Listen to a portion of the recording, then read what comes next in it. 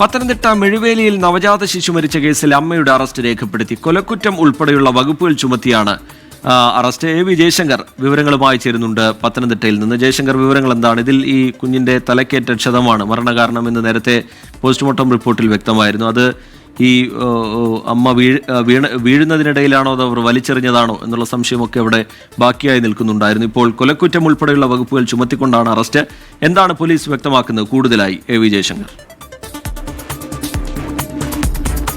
അങ്ങനെ ഒടുവിൽ 21-കാരിയെ അറസ്റ്റ് ചെയ്തിരിക്കുകയാണ്. അവിഹിത ഗർഭം തന്നെയാണ്. അതുപോലെ തന്നെ എന്ന് പറഞ്ഞ ഒരു പാവപ്പെട്ട കുടുംബത്തിലെ കുട്ടിയാണ്. അച്ഛനും അമ്മയും സഹോദരിയും മുത്തശ്ശിയും അടങ്ങുന്ന കുടുംബമാണ്.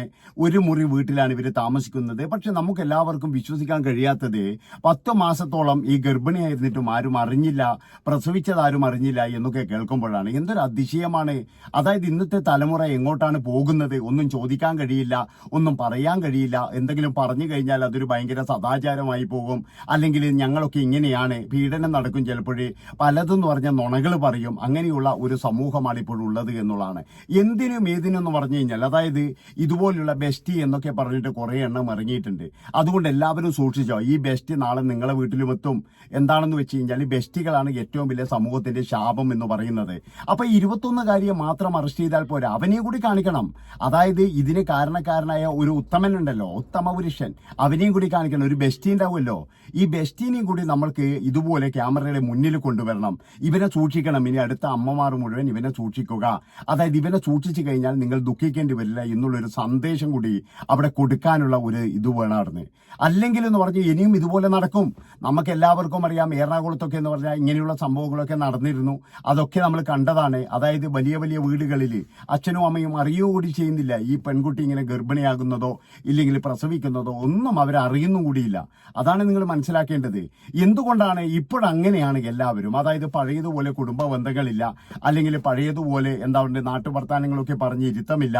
അതൊക്കെ എന്ന് പറഞ്ഞാൽ പഴഞ്ചൻ ശീലമായിട്ട് മാറിക്കൊണ്ടിരിക്കുകയാണ്. അതായത് വീട്ടിൽ അങ്ങനെയൊക്കെ ഉണ്ടെങ്കിൽ അതൊക്കെ പഴഞ്ച ശീലമാണ്. ഇപ്പോഴതൊന്നുമല്ല. ഇപ്പോഴും വന്നു കഴിഞ്ഞാൽ നേരെ റൂമിൽ കയറുന്നു, വാതിലടക്കുന്നു, മൊബൈലിൽ തോണ്ടുകയാണ്. അതുപോലെ മൊബൈലിൽ പല ചാറ്റിങ്ങുകൾ നടത്തുന്നു. പിന്നെ ലോകത്തുള്ള ആരെങ്കിലുമായിട്ട് ചാറ്റ് നടത്തിയിട്ട് തുണിയഴിച്ച് കാണിക്കുന്നു.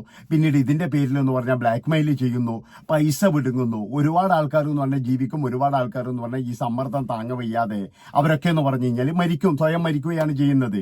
അങ്ങനെ നമ്മുടെ സമൂഹത്തെ കാർന്ന് തിന്നുകൊണ്ടിരിക്കുകയാണ്. അതിനൊക്കെ ഉത്തരവാദി ആരാണ്? നമ്മുടെ സമൂഹം തന്നെയാണ്, നമ്മൾ തന്നെയാണ്. അതായത് പുതിയ തലമുറ എന്നൊക്കെ പറഞ്ഞ് എല്ലാ കാര്യങ്ങളും അങ്ങ് അടിച്ചേൽപ്പിച്ച് കൊടുക്കുമ്പോഴേ നിങ്ങളൊരു കാര്യം മനസ്സിലാക്കണം, നശിച്ചുകൊണ്ടിരിക്കുകയാണ്.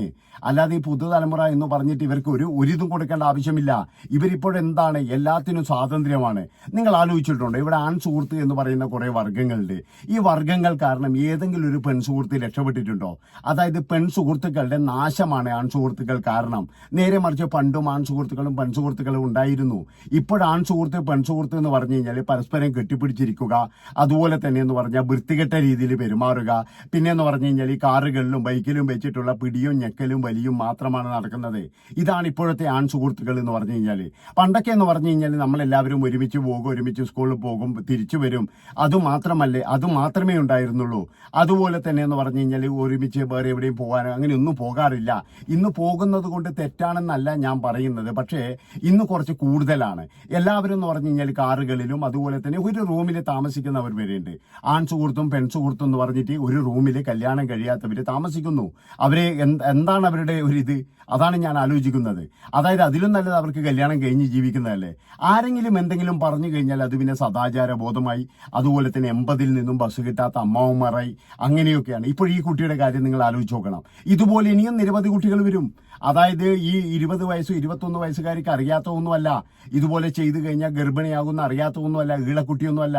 പക്ഷെ എല്ലാ കാര്യങ്ങളും അറിയാം. പക്ഷെ എന്താണ്, ഹൈസ്കൂൾ കാലം മുതൽ തുടങ്ങിയതാണെന്നാണ് പറയുന്നത്. ഇത് ഇന്നോ ഇന്നലെയോ അല്ല.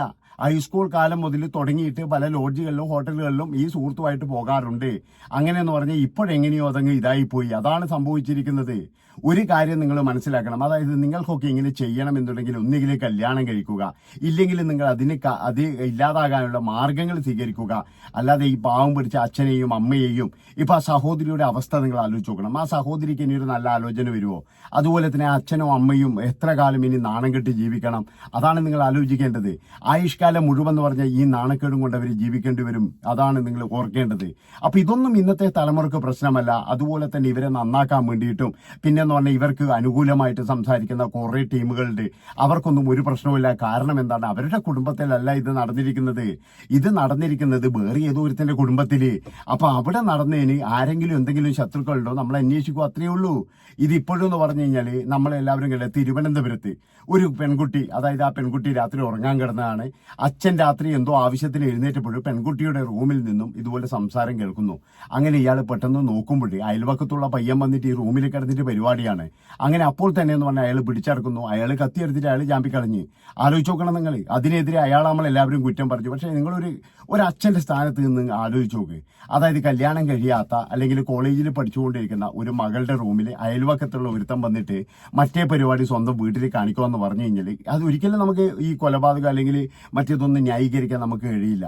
ഒരിക്കലും അത് ചെയ്യാനും പാടില്ല. പക്ഷേ ആ അച്ഛൻ എന്നുള്ള നിലയിൽ അയാളുടെ ആ മാനസികാവസ്ഥ നമ്മൾ ആലോചിച്ച് നോക്കണം. ഈ പെൺകുട്ടിയല്ലേ അതിന് ശരിക്കും കാരണക്കാരി? ഈ പെൺകുട്ടിയാണ് ശരിക്കും അതിനെ ശിക്ഷിക്കേണ്ടത്. എന്നിട്ട് ഈ പെൺകുട്ടിയും തള്ളയും ആ മനുഷ്യനെയാണ് കുറ്റപ്പെടുത്തിയത്. അയാൾ ഒറ്റപ്പെട്ട നിലയിലായി പോയി എന്നുള്ളതാണ്. അപ്പൊ അയാളോട് ആരും നമ്മൾ കത്തിയെടുത്ത് ആമെന്നും പറഞ്ഞിട്ടൊന്നുമില്ല. അയാൾ ചെയ്യാനും പാടില്ല. അത് അയാൾ ചെയ്ത വലിയ തെണ്ടിത്തരം തന്നെയാണ്. പക്ഷേ ഒരു അച്ഛൻ എന്ന് പറയുന്ന സ്ഥാനം അതാണ് നമ്മൾ നോക്കേണ്ടത്. ഇവിടെ പല അച്ഛന്മാരെയും നമ്മൾ കണ്ടിട്ടുണ്ട്. നമുക്ക് എല്ലാവർക്കും അറിയാം. കൃഷ്ണപ്രിയയുടെ അച്ഛനെ നമുക്ക് എല്ലാവർക്കും അറിയാം. വിഷ്ണു നാരായണ നമ്പൂതിരി. അദ്ദേഹം ഈടെയാണ് മരിച്ചത്. തന്റെ മകളെ പിച്ചി ചീന്തി കൊലപ്പെടുത്തിയവനെ അതേ ഇതിലിട്ടിട്ട് തീർത്ത് കളഞ്ഞ ഒരു വ്യക്തിയാണ് ഈ നാരായണൻ നമ്പൂതിരി. അപ്പൊ അതുപോലെയുള്ള ആൾക്കാരും സ്നേഹവും കാര്യങ്ങളൊക്കെ ഉള്ളപ്പോഴേ ഇന്നിപ്പോഴതാണോ നടക്കുന്നത്? ഇന്ന് അച്ഛൻ പറഞ്ഞാൽ കേൾക്കത്തില്ല, അമ്മ പറഞ്ഞാൽ കേൾക്കത്തില്ല. എല്ലാവർക്കും ഇന്ന് പുതിയ പുതിയ കാര്യങ്ങൾ, അതായത് എന്തോ ഇവിടെ മാറ്റങ്ങൾ സംഭവിപ്പിക്കുന്നു, അല്ലെങ്കിൽ ഞങ്ങളെല്ലാവരും കേരളം തന്നെ അങ്ങ് മറിച്ചുകൊണ്ടിരിക്കുകയാണ് എന്നൊക്കെ പറഞ്ഞിട്ട് കുറെ എണ്ണം ഇറങ്ങിയിട്ടുണ്ട്. കുറെ എണ്ണം സോഷ്യൽ മീഡിയയിലാണെങ്കിൽ ഇങ്ങനെ എടുത്താൽ സാരി സ്റ്റൈലുണ്ടോ, ഇങ്ങനെ എടുത്താൽ സാരി സ്റ്റൈലുണ്ടോ, എന്താണ് വയറും അതുപോലെ തന്നെ എന്ന് പറഞ്ഞാൽ സകലതും കാണിച്ചിട്ടാണ് ചോദിക്കുന്നത്. അതായത് എല്ലാം കാണിക്കാൻ വേണ്ടിയിട്ട് ചില ആൾക്കാർ ഫോട്ടോ ഒക്കെ പോസ്റ്റ് ചെയ്യുന്നു. ചില ആൾക്കാർ സ്വന്തം ക്യാമറാമാന്മാരെ കൊണ്ട് നടക്കുന്നു ശമ്പളം കൊടുത്തിട്ട്. എന്തിനാണെന്ന് വെച്ച് കഴിഞ്ഞാൽ എൻ്റെ പല തരത്തിലുള്ള ഇത് കാണിക്കണം. കാണുമ്പോഴെന്ന് പറഞ്ഞാൽ വെറുതെ ഒരു ഫോട്ടോ ഇട്ട് കഴിഞ്ഞാൽ ആരും കാണൂല. അതുകൊണ്ട് കുറച്ച് തുട കാണിക്കണം, ഇല്ലെങ്കിൽ പൊക്കിൽ കൂടി കാണിക്കണം, ഇല്ലെങ്കിൽ എന്ന് പറഞ്ഞു കഴിഞ്ഞാൽ ഇവിടെയുള്ള ഒരു ഇത് കാണിക്കണം. ഇങ്ങനെയാണ് ഇവരുടെയൊക്കെ പരിപാടികൾ. അപ്പൊ ഇങ്ങനെയൊക്കെ എന്താ ഒരു മാറ്റം വരിക, അല്ലെങ്കിൽ ഇതൊക്കെയാണ് നമുക്ക് നല്ലത് എന്നൊക്കെയാണ്. പക്ഷേ ഒരു കാര്യം ഞാൻ പറയുകയാണ്. അതായത് നിങ്ങളുടെ മക്കളോട് നിങ്ങൾ പറയാം, നിങ്ങളുടെ കാര്യം നോക്കിയിട്ട്, അതായത് നിങ്ങളുടെ അച്ഛനും അമ്മയും ജീവിച്ച ഒരു ഇതുണ്ടാകും. ആ അച്ഛനും അമ്മയും ജീവിച്ചതെന്ന് പറഞ്ഞാൽ അവരുടെ ആ ഒരു ഇതിലാണ്. അത് വളരെ നല്ല രീതിയിൽ പോകുന്നതാണ്. അത് അനുകരിക്കുക. അല്ലാതെ ഇതുപോലെയുള്ള മറ്റേ മാറ്റം കൊണ്ടുവരും, മറ്റേത് കൊണ്ടുവരും എന്ന് പറഞ്ഞിട്ട് നടക്കുന്ന ഇവറ്റകളെ അനുകരിക്കാൻ പോയി കഴിഞ്ഞാൽ ഇതുപോലെ ഗർഭിണിയാകും. അതുപോലെ തന്നെ ലിവിങ് ടുഗദർ എന്ന് പറയുന്ന ഒരു ആഭാസത്തരം ഇപ്പൊ നമ്മുടെ നാട്ടിനെ പിടിമുറുക്കിയിരിക്കുകയാണ്. അപ്പൊ ഇങ്ങനെയൊക്കെ കൂടിയിട്ട് ഇവരെല്ലാവരും കൂടി നശിക്കാൻ തന്നെ തീരുമാനിച്ചിരിക്കുകയാണ്. അതുകൊണ്ട് ഇനിയെങ്കിലും കണ്ണ് തുറക്കുക. ഇങ്ങനെയുള്ള ടീമുകളുടെ കൂടെ പോകണമോ? ഈ ബെസ്റ്റി എന്ന് പറയുന്നവനെ വിശ്വസിക്കുക. എന്ത് ബെസ്റ്റിയാടോ? മാങ്ങാത്തൊലി ബെസ്റ്റിയായിരുന്നു.